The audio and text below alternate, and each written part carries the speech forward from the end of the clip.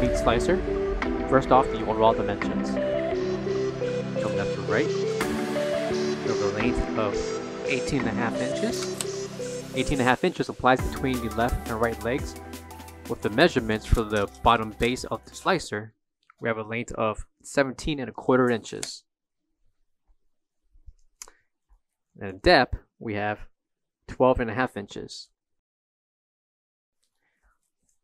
Overall height, 17 inches tall.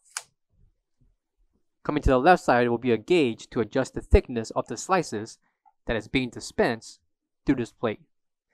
And coming to the front will be a separate gauge to adjust the compression for the slab of meat that's being cut. And coming to the side of the meat slicer will be a tool that can be retracted and can hold down the types of thickness and slab that's being cut. Coming to the side of the meat slicer will be the operating switches.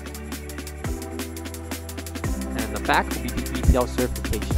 The meat slicer will use a 110/120 voltage. For all questions, give us a call.